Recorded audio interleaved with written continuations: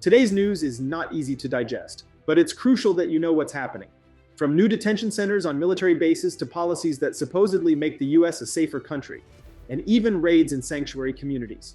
The question is this about security or is it large-scale persecution? Stay until the end because besides keeping you informed, we'll tell you how this could affect you and what you can do to protect yourself. Detention centers on military bases. The Trump administration has announced an alarming plan, using military bases as detention centers for immigrants. Fort Bliss in Texas will be the first site to open, with an initial capacity for 1,000 people, but the potential to expand to 10,000 detainees.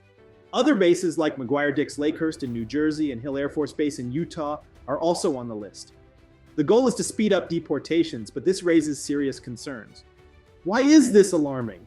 Inhumane conditions. We've already seen reports of mistreatment in traditional detention centers. What guarantees are there that things will be different on military bases? Extreme isolation. What access will detainees have to lawyers and family if they're held in military-run facilities? Militarization of immigration. Using military bases turns immigration into a national security issue instead of a humanitarian one. Is this really about protection, or is it just a strategy to instill fear? What do you think? Do detention centers need to be militarized? Or is this only making the humanitarian crisis worse? Let me know in the comments.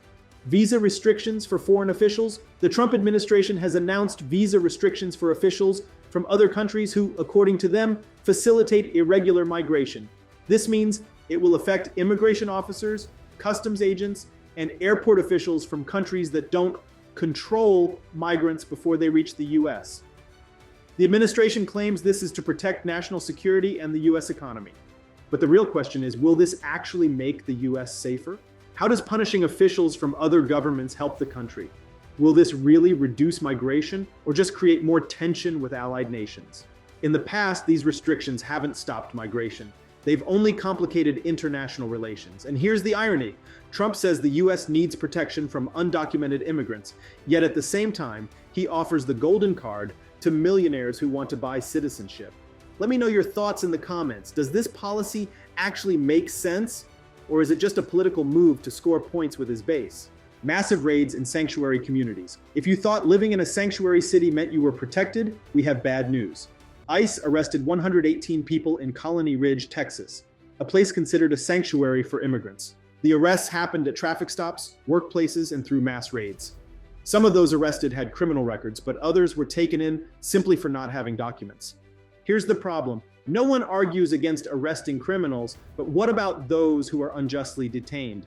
How can they ensure innocent people aren't being targeted just based on appearance? If even sanctuary areas aren't safe anymore, what options do immigrants have? This sends a clear message. No one is completely safe. What can you do? Well, know your rights, seek legal advice, and try to get immigration status as soon as possible. Don't assume you're safe just because you live in a sanctuary city or state. Things are changing fast, and there's less and less room for error. Now more than ever, it's essential to stay informed, protect yourself legally, take action before immigration policies affect you. Share this video so more people know what's really happening. See you in the next video. Don't let misinformation be your worst enemy. And remember, we're in this together. Hey, did you like the video? I invite you to watch another video where I share more tips on how to protect your reputation as an immigrant. Until next time.